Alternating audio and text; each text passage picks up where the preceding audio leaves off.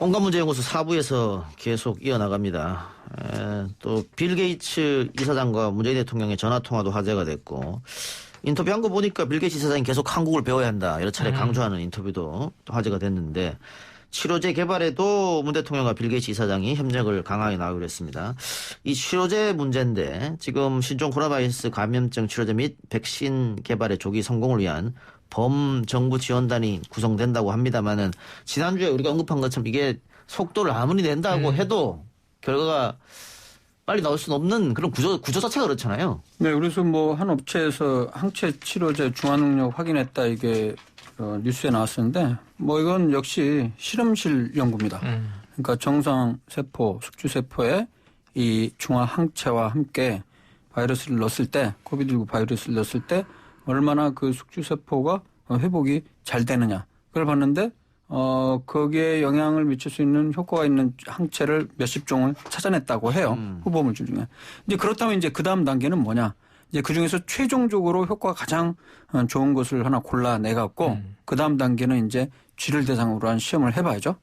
쥐 실험을 통해서 만약에 가능성이 있다면 이제 사람을 대상으로 한 임상 시험에 들어가게 됩니다. 그러면 이거 뭐 빨라도 최소한 뭐 6개월 이상, 뭐 1년 이상 좀 소요될 수밖에 없는 상황일 것 같습니다. 예. 치료제와 백신이 같은 건 아니잖아요. 그렇죠. 저는 다르죠. 예. 네, 그리고 백신이 좀 더 뭐 시간이 걸릴 것으로 생각을 합니다. 뭐냐면 치료제는 말 그대로 바이러스를 죽이는 거죠. 일종. 근데 이제 백신 같은 경우에는 바이러스가 우리 몸에 들어오기 전에 미리 항체를 생성을 시켜버리는 거죠. 네. 우리 몸에. 그러면 추후에 바이러스가 들어왔을 때 싸워서 빨리 이겨내니까 크게 심각하게 아프지 않고 이겨내는 그거죠. 그래서 뭐 다행인 거는 제가 보기에는 이게 노력이 좀 필요한데 이게 연구자들이나 뭐 병원 차원에서 그러면 참 오래 걸리거든요. 네. 근데 이걸 이렇게 범정부 지원단을 구성한다 그러면 여러 가지 그 행정적인 문제부터 시작해서 여러 가지가 속도가 상당히 빨라질 가능성이 높겠죠. 그런 데서 굉장히 좀 유리할 것 같고. 예, 식약청에서도 허가를 다른 것보다 더 빨리 하죠. 그러니까 네. 전 세계적으로도 이런 식으로 이제 구성을 하게 되면 굉장히 우리나라에서 치료제나 백신이 개발되는 속도가 굉장히 조기에 개발될 가능성이 좀 높아졌다고 봐야죠. 네. 네, 이 코로나 관련 하나만 더 합시다. 정부가 이달 19일로 예정된 사회적 거리두기 종료를 앞두고 생활 방역으로의 전환 여부를 고심하고 있다 이렇게 밝혔습니다. 생활 방역은 뭡니까? 네. 생활 방역이라는 건 이제 한마디로 그냥 보통 우리가 이 코로나19 발생되기 직전 일반적인 생활 그 생활을 유지하면서도 또 감염 예방을 위한 여러 가지 수칙을 준수하는 것. 그러니까 이전이랑 뭐 크게 차이는 없는 거죠. 크게 차이는 없는데 사회적 거리두기뿐만이 아니라 우리가 뭐 계속 시행했던 손위생이라든가 필요하다면 마스크 사용하는 이런 여러 가지 활동들을 이제 생활 속에서 이뤄내는 거죠. 근데 아마도 지금 현재랑 차이점은 생활 방역이 되게 된다면 이제 계약도 할 수 있고 여러 가지 이제 활동 여러 가지 이동들도 좀 더 자유로울 수 있을 텐데 여기에서 이제 조금 이제 뭐 좀 시간이 걸리는 거는 아마도 여행이라든가 해외 여행이라든가 이런 부분까지는 좀 시간이 많이 걸릴 거예요. 아무튼 생활 방역의 핵심은 뭐냐면 감염병 확산 방지 그리고 일상생활용이 이게 이제 조화롭게 이루어질 수 있도록 뭐 개인적인 수준에서나 아니면 정부적인 차원에서 여러 가지 그 조치를 취하는 것을 얘기한다고 보겠습니다. 그런데 이 구체적인 내용이 뭔지에 대해서 지금 이제 마련하고 있는 중이라고 합니다. 그래서 중대본에서는 개인방역 5대 핵심 수칙하고 그다음에 개인방역 4대 보조 수칙을 발표를 했습니다. 그래서 아시겠지만 5대 핵심 수칙은 아프면 3, 4일 집에 머물기, 사람과 사람 사이 두 팔 간격, 건강거리 두기, 30초 손 씻기, 기침은 옷소매로, 매일 2번 이상 환기, 주기적 소독, 거리는 멀어져도 마음은 가까이, 뭐 이렇게 하고 있는데요.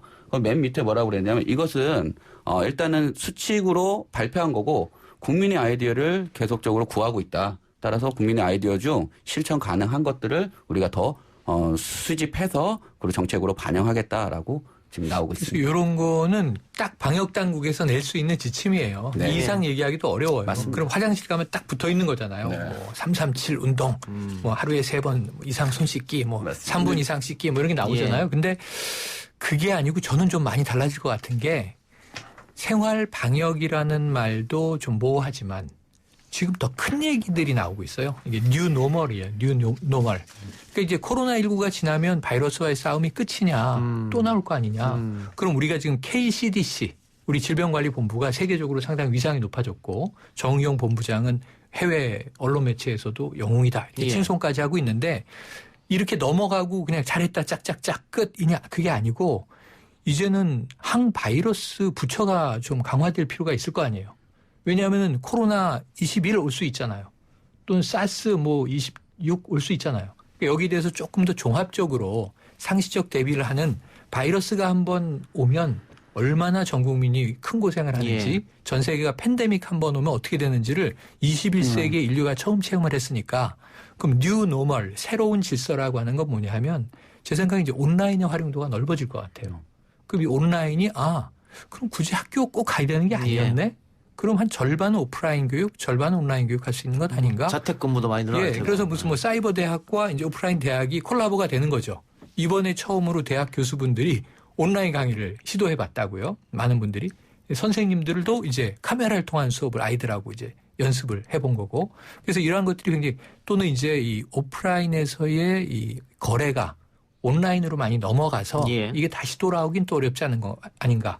그래서 이런 것들에 대해서는 좀 우리가 여러 분야에서 사회적인 전문 학자 또 그 분야의 전문가들이 조금 라이프 스타일의 변화에 대해서 연구할 필요가 저는 있다. 그 부분과 관련해서 사실 많은 사람들이 이제 그런 얘기까지 하잖아요. 옛날로 우린 돌아갈 수 없다. 네, 그래서 그런 약간 얘기 좀 많이 무서운 하죠. 얘기도 하고 네. 막 그러거든요. BCAC에서 네. 비포 코로나, 애프터 코로나 이렇게 그러니까, 나눴죠. 코로나 근데 전과 저는 코로나하고 그걸 완전히 갖다가 다를 꼭 것이다. 부정적으로만 생각할 필요 없는 게 저는 조금 낙관적으로 보는 편입니다. 왜냐하면 사실 우리가 메르스를 겪은 경험이 있었기 때문에 다른 어떤 나라에 비해서 대처를 잘 할 수 있는 그 조건을 만들었잖아요. 근데 전 세계적으로도 이번 이 코로나19를 계기로 해서 만약에 올해 가을 지나서 내년에 또 다른 감염병이 올 가능성 누구도 예측 변종 못하잖아요. 코로나19가 온다면 변종이든지 새로운 바이러스든지 그러나 그때 상황은 아마 지금과는 다르게 전 세계적으로 들었고 잘 대처할 수 있는 시스템을 만들어 놓기 때문에 저는 너무 그렇게 불안해 떨 필요는 없을 것 같고요. 그다음에 또 하나는 우리나라의 측면을 봤을 때는 여러 가지가 이제 바뀌어야 될 것 같지만 그중에 하나가 지금 고려하고 있는 것 중에 하나가 우리 질병관리본부가 현재 차관급 아닙니까? 그렇죠. 옛날에 메르스 때는 이제 1급이었는데 아마 이제 장관급으로 격상이 되게 된다면 그 질병관리본부장의 그 권한이나 여러 가지 할 수 있는 일도 좀 많아질 것 같고 전반적으로 좀 저는 긍정적으로 이번 계기를 통해서 많이 방역과 관련한 부분은 바뀌지 않을까 그렇게 생각합니다. 부에서 처로 바꾸자는 얘기가 많이 있습니다. 그래서 아까 빌 게이츠 이사장이 문재인 대통령과 25분 통화한 것에서도 의미 있는 얘기 또 한국에 대한 뭐 이제 격찬 이런 게 나왔지만 빌 게이츠 이사장이 지금 G20개 나라의 언론 매체에 동시 기고를 했어요. 그 기고문 이 내용이 3개예요, 크게. 첫 번째, 지금 제일 문제를 보니까 국가 내의 바이러스와의 싸움은 치열하게 하는데 국경 간 공조가 안 되더라. 근데 지금 이 바이러스를 봐라. 뭐 이제 이 199개국에서 다 때려잡아도 한 개 나라에 상존해 있으면 다 퍼진다 다시. 그러니까 이건 국가 간의 공조. 이 세계 공조가 세계 연대가 필요하다라고 얘기를 하면서 이 의료 자원의 효율적 배분을 국가 간에 함께 논의하자. 지금 백신 치료제 등 이 R&D에 대한 것을 기금을 같이 각출해서 공동 연구하고 연구의 성과를 국제적으로 공유하자. 이렇게 안 하면 부자 나라는 또 이걸 이제 상업적으로 독점하고 가난한 나라의 사람들은 이런 바이러스가 왔을 때 또 그냥 하염없이 죽어나간단 말이죠. 그래서 그런 부분에 있어서는 마지막 3이 결국은 이러한 백신을 세계적 공공재로 만들어야 한다. 굉장히 중요한 주장을 얘기하면서 그러기 위해서 지금 이 세계 연대가 빨리 만들어지지 않으면 만든 이후에는 또 늦는다는 거죠. 그래서 한 20억 달러 정도를 이제 필요한 예산으로 2조 5천억 원 정도 되는데 이걸 함께 좀 조성하자. 지금 1억 달러 이미 쾌척했어요. 아마 빌앤 멀린다 게이츠 재단에서 더 낼 것 같아요. 근데 이제 이런 부분들을 좀 각 나라의 정부들이 참여해달라 이렇게 호소했거든요.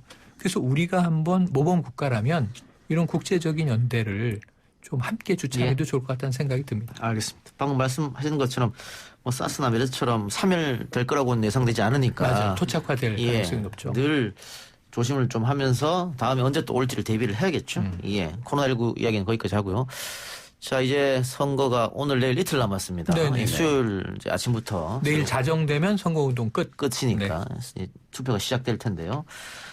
우리가 앞에서 투표율, 사전 투표율 얘기도 해봤고 최종 투표율 얘기도 해봤습니다. 선거 결과는 어떻게 나올 것이라고 예측하십니까? 일단 우리 이거 완전 개인적인 거죠. 개인적인 예단이죠. 예측이죠. 그렇죠. 네, 개인적인 그러니까 최피셜 이렇게 얘기를 해보면 처음에는 저는 조금 이게 팽팽할 걸로 봤는데 예. 약간 힘이 기우는 느낌이에요. 초기예요. 그래서 전 이렇게 예상해요. 지금 민주당 여당이 이 비례정당 공식적 비례정당 그러니까 이 더불어 시민당을 포함해서 140석 플러스 알파가 될 것 같아요.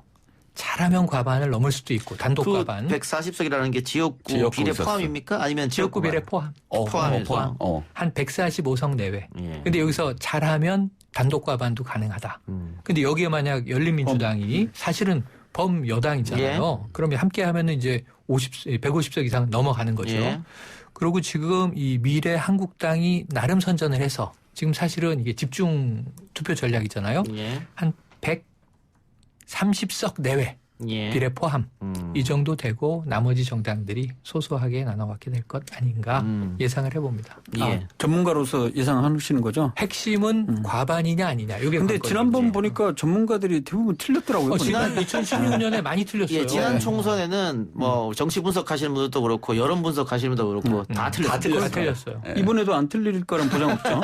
그냥 편하게 우리는 그 얘기를 하면 저는 괜찮은데 저는 그때 우리가 반성해야 됩니다. 방송에서 이렇게 얘기했는데 많은 분들이 지금도 그 얘기를 하면 좀 발끈하세요. 다른 여론조사 전문가 앞에서 그 얘기하지 마세요. 예. 그래서 어떻게 보세요? 저는 뭐 정치평론가도 아니고 전문가 아닌데요. 그렇지. 그냥 감으로 딱 감으로. 봤을 때 네. 뭐 150 150 여당 쪽에 여당이 예. 갖고 가지 않을까. 예. 네. 그럼 딱 그냥. 미래통합당은 미래통합당은 110 110. 내외? 그럼 그게 지금 나머지 현재 40은 누가 갖고 갑니까? 나머지 당. 단무지당. 정의당. 근데 전문가가 아니라서 내가 잘 몰라. 민생당, 여기에 이게 원래 총 열린민주당을 300석이잖아요. 300석. 열린민주당을 네, 포함하느냐 아니냐에 따라 조금씩 계산이 달라져요. 예, 알겠습니다. 이거는 뭐 어떻게 열린민주당은 어떻게 될 것인가? 예. 저는 애매해요. 요즘. 애매해요. 예. 악재들도 있고 조금. 어쨌든 이건 저희 개인적 의견인데요. 맞아요. 지난번 16년 총선에서 전문가들의 예측이 대거 틀린 이유는 여러 가지가 있습니다. 맞아요. 일단은 그동안 그전에 쭉 해왔던 여론조사가 많이 틀렸습니다. 맞아요. 많이 틀렸는데 그때는 이 안심번호를 휴대전화 안심번호를 쓸 수 없어서 유선 비율이 상당히 높았거든요. 맞습니다. 그러다 보니까 숨어있는 진보표를 잡아내는 게 굉장히 어려웠어요. 그렇죠. 왜냐하면 집전화로 하다 보니까 좀 특정 층을 세대가 지지하는 많이 걸리죠. 네. 그렇게 특정 받을 수밖에 세대, 없으니까. 특정 지지층. 예. 또 특정 직업군. 네. 그러니까 그 숨어있는 진보표를 잡지 못해서 굉장히 많이 틀렸는데 올해 들어서 지난 대통령 선거, 지방선거 안심번호가 도입됐거든요. 그래서 이제 통신사에서 여론조사 기관한테 전화번호를 제공할 수 있습니다. 이 지역에 누가 산다는 걸 제공할 수 있기 때문에 많이 정확해졌다. 다만 이 언론사나 그 여론조사 기관은 비용이 이제 그때보다 많이 드는 뭐 그런 단점은 있지요. 그렇죠. 네. 그렇죠. 그래서 그때보다는 많이 틀리지 않을 것이다. 뭐 이런 게 하나 있을 거고요. 두 번째도 여론조사 기법이 또 많이 좋아진 점이 있고 세 번째는 선거 마지막 판에 당시에 새누리당이죠. 예. 뭐 180석 한다 그러고 진박 마케팅 이렇게 맞아요, 하고 맞아요. 뭐 옥새 옥새 들고 들고 나르샤 나르샤. 이런 일이 벌어지면서 그 보수 지지자들의 마음을 많이 놓쳤다. 실망했죠. 뭐 민주당이 마음으로. 잘해서 1당 된 건 아니죠. 네. 그렇죠. 그런 점들이 있었기 때문에 많이 틀렸다는 걸 말씀드리고요. 예, 올해는 좀 다를 수가 있겠다. 그때 많이 틀린 게 150석 과반 이상을 새누리당이 가져갈 거다. 180석까지 얘기 나왔어요. 네. 예. 어쨌든 과반 넘을 것이다 그랬는데 그때 한 석을 민주당이 이겼어요. 네. 123석, 123석. 새누리 122석 이랬거든요. 근데 이번에도 대선은 잘 맞춰요. 대체로. 박빙이어도 어느 정도 맞춰요. 왜냐하면 전국에 전화하니까. 네, 아무런 그런데 이거는 253개 지역구라 이 중에서 한 20, 30개가 초접전을 해서 그렇죠. 밤새다가 아차하는 사이에 넘어가잖아요. 그렇죠. 예. 그럼 다 틀려요. 어쩔 수 없어요. 그러니까 이건 어려워. 300석을 맞추는 건 어려워요. 예, 예. 그래서 뭐 유시민 이사장 같은 경우는 범진보, 180 범진보. 그러니까는 그게 오해가 좀 있더라고요. 열린민주 정의당 다 들어가는 거죠. 그렇죠. 범진보 세력에 한 180석 정도 될 거라고 얘기를 했는데 이것을 조금 비틀어가지고 미래통합당 같은 경우는 뭐 여당이 180석을 가질 폭주다. 것이다라고 폭주다라고 폭주를 저지해야 된다고 얘기를 하는데 저는 개인적으로 이제 과반을 넘느냐 여당이 과반을 넘느냐 아니냐에 대해서는 저는 과반을 넘을 수 있지 않을까. 네, 넘을 가능성이 있죠. 여당이? 여당이 생각을 하고요. 단독? 그다음에 단독으로 저는 그렇게 생각을 하고 범진보 지역은 한 160석에서 170석 사이가 되지 않을까라는 생각을 합니다. 그러나 여하간 투표는 아무도 모른다. 선거는. 이틀 사이에 바람이 어떻게 될지 왔다 갔다 모르겠습니다. 네, 지금 그래서 보수 정당도 약간의 위기감을 느꼈기 때문에 특히 이제 유시민 이사장의 그 발언 등등 해서 그래서 투표장으로 많이 가야 한다 이런 얘기를 지금 총결집. 많이 하고 있는 그런. 그래서 저는 이게 재밌는 게 뭐냐면 이번에 사전 투표를 보면요, 전국에서 전남이 제일 높고 이 대구가 제일 낮아요. 제일 낮죠. 근데 이거는 대구가 이번 총선에 관심 없나 보다. 아니에요. 아닙니다. 항상 야성향의 지역은요 본투표에 많이 가요. 예. 사전 투표를 의심하는 경향이 있어요. 우리나라의 이 정치적 특성상. 맞아요. 그래서 대구가 전 제일 낮을 것이다 아니고 본투표에서 많이 나올 많이 나올 가능성이 겁니다. 있습니다. 이런 거 다 감안하셔야죠. 예. 또 대구가 코로나에 직격탄을 맞았기 때문에 네. 그런 부분도 작용 아마 했을 겁니다. 사전투표에서요. 그러고 이제 또 사실 정부에 대한 비판이 요즘 대구에서 좀 나오고 있다는 예. 보도들이 있습니다. 예. 그리고 사전투표에 어쨌든 우리가 그러면 안 되는데 이 지역적으로 갈라져서 투표를 하지 않습니까? 네. 그래서 대구 분들이 호남에서 저렇게 많이 나왔어? 그럼 우리도 가야겠네라는 생각으로 본투표 날 대구에 투표로 올라갈 가능성이 또 있다. 그게 에스컬레이션 예. 효과가 대구에서 나는 거죠. 확진자가 이제 거의 많이 이제 수그러들기 때문에 경제도 조금씩 활성화를 띠고 있다라고 얘기를 합니다. 예. 근데 근데 저- 본투표에는 많이 나오지가 않을까라는 생각. 그런 분석들은 없었나요? 그동안 예를 들어 그걸 예측을 하는 데 있어서 현 정부 대통령의 지지도 예. 그것과 그다음에 선거의 실제 판세 영향. 그게 오늘도 나오고 있어요. 있습니다. 그게 있죠. 쭉 노무현, 이명박, 박근혜 정권을 거치면서 대통령 지지율하고 대통령 지지율과 그 선거 사이의 상관관계 그러네. 거의 들어맞는 게 나왔었거든요. 그래서 저도 이번에 문재인 대통령 같은 경우는 좀 많이 올라간 걸로 됐잖아요. 54%까지 올라갔던가요? 그렇죠. 네. 최근- 오늘 조사한 거는 최고로 올라가고 있습니다. 네, 수치는 전반적으로 올라가고 있죠. 네. 근데 이제 그게 과연 직접적으로 연관이 될지는 좀 그건 쉽지 모릅니다. 않죠. 그건 모르지만 일이죠. 예. 어쨌든 그 상관관계가 있다는 조사 결과가 있기 때문에 예. 또 하나는 뭐 이른바 악재라고 하는 거 어떻게 영향을 미치는지 잘 모르겠습니다. 이번에는 뭐가 특별히 좀 심각한 문제가 있을까요? 각 당에 영향을 미칠 수 심각한 있는? 문제는 제가 지금까지 경험상 이 하루 전날 터진 건 큰 악재가 안 돼요. 왜냐하면 이미 다 결정을 했기 때문에 이미 다 결정을 했고 아주 작은 표심에 영향을 줄 수 있지만 예. 그렇게 파괴력이 없다. 그리고 오히려 이게 조금 어설프면요. 예. 무슨 기획의 냄새가 나잖아요. 그럼 역풍을 맞아요. 네, 맞습니다. 그러니까 원래 전날은 뭘 터뜨리는 게 아니에요. 그래서 사실상 뭔가 이 큰 변수가 나올 시기는 지났고 2000년 총선 때 민주당에서 4월 달에 선거가 있었는데 그때 6월 달에 남북 정상회담을 한다고 선거 전날에 터뜨려서 굉장히 역풍 맞아서 민주당이 그렇죠. 참패 결과가 네, 나왔거든요. 맞습니다. 그렇죠. 그런 경우도 있었고 또 2008년 지방선거인가요? 그때도 여당에서 어떤 결과를 발표했는데 역시 역풍이 불어서 또 이명박 정부가 참패한 경험이 있었기 때문에 그런 경험은 아마 다들 있어서 신중하게 판단을 하지 않을까 싶고 그러면 이번 선거 예. 같은 경우는 딱히 뭐 영향을 미칠 만한 그런 지금 게 이틀 남았으니까요. 별로 없었다고 아주 신기한 게 이런 거죠. 뭐 내일 김정은 위원장이 방남을 하는 거죠. 네, 가능성이 없잖아요. 그러니까 던져보는 얘기인데 아, 그러니까 가능성이 그 정도가 없잖아요. 아닙니다. 그러니까 이런 정도의 파괴력이 없어요. 예. 그러면 가장 관심 있는 곳입니다. 가장 많은 의석수가 걸려 있고 여야가 사활을 걸고 있고 초접전 지역도 가장 많은 수도권. 수도권. 121개의 지역구가 걸려 맞아요. 있습니다. 257개 지역 중에 121개. 그렇죠. 거의 절반 거의 정도가 절반. 여기 거의 몰려 있어요. 절반. 예. 이 절반을 지난번 선거에서 민주당이 압승했거든요. 82석을 얻어서. 맞아요. 그런데 내심 이번에 민주당이 90석까지 간다. 90석까지. 뭐 이렇게 얘기를 하고 있고 일단 미래통합당에서는 지난번에 30여석 얻었는데 이번에는 목표를 50석을 잡고 있습니다. 어떻게 될 것 같습니까? 저는 가능할 것 같아요. 지금 뭐 수도권의 바람이 이게 아까 얘기한 대로 민주당이 잘하거나 문재인 정부가 완벽해서는 아니에요. 여러 가지 좀 문제점들도 이 수도권의 시민들은 매우 꼼꼼하게 쭉 이제 기록하고 있다. 사실은 기억하고 있다. 그런데 문제는 뭐냐면 상대당을 밀어서 그 견제설을 좀 지지하고 싶은데 견제의 실체가 있어야 되잖아요. 예. 그러니까 저는 미래통합당의 가장 이번 선거에서 아쉬운 전략은 뭐냐면 협조할 건 살짝 협조하고 재난 관련해서 경제 관련해서는 조금 강한 대안들을 던져주고 해야 되는데 김종인 위원장이 너무 늦게 등판했어요. 예. 공천 다 끝나고 지금 열심히 유세장 뛰시는데 중요한 얘기를 하고 있거든요. 근데 지금 국민들에겐 들을 시간이 없어요. 그래서 저는 실기했다.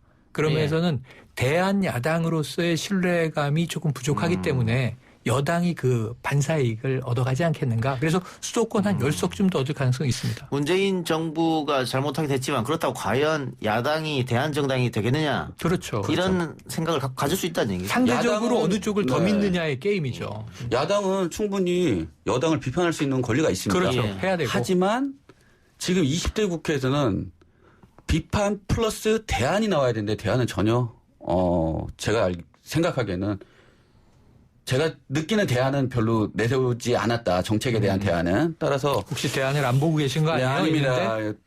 그럼 동물국회라고 20대 국회를 동물국회라고 얘기를 하는데 그런 것을 좀 수도권 특히 수도권에서는 좀 맞아요. 반영되지 않을까 예, 하는 생각입니다. 알겠습니다. 아까 명승건 박사가 언급한 여론조사 리얼미터가 YTN으로 지난 6일부터 10일까지 전국 18세 이상 유권자 2,522명을 대상으로 조사한 결과였습니다. 95% 신뢰 수준의 표본오차 플러스 마이너스 2.0%포인트였고요. 문재인 대통령 국정수행에 대한 평가 질문이었고 응답률은 5.3%, 조사 방법은 유무선 혼용 방식이었습니다. 무선 전화 면접 10%, 무선 자동응답 70%, 유선 자동응답 20%. 자세한 내용은 중앙선거 여론조사 심의위원 홈페이지 참고하시고요. 결과는 긍정평가가 54.4%, 부정평가가 42.4%포인트였습니다. 제가 그래서 방송할 때 얘기하지 말라고 제가 말씀드렸는데. 그런가요? 숫자를 언급하는 순간 다 언급해야 한 됩니다. 2분 날아가요. 2분. 아, 죄송합니다. 예, 제가 그걸 TV는 몰랐네. 이걸 그냥 이렇게 CG를 띄워만 깔면 들어요. 되기 예. 때문에 라디오는 수가 없어요. 보이는 라디오. 예. 맞아요. 제가 논문 쓸 때마다 수치를 항상 중요하게 얘기하다 아, 그렇지, 그렇지. 죄송합니다. 전문가들은 수치를 중시하죠. 예. 자, 우리 세 명이 선거 우리 네 명이군요. 예. 또 세 분이서 선거 끝나고 마지막 방송을 했는데 네. 세 분이 이야기한 것처럼 각 정당 지지자들은 어쨌든 선거를 이기려면 투표장에 많이 가야 됩니다. 아, 그럼요. 가는 쪽이 이기는 예, 거예요. 많이 가서 투표하시기 바랍니다. 세 분 오늘 말씀 여기까지 듣겠습니다. 수고하셨습니다. 감사합니다. 고맙습니다. 오늘 저희가 준비한 내용은 여기까지입니다. 저는 내일 이 시간 다시 돌아오겠습니다. 들어주신 여러분 대단히 감사합니다.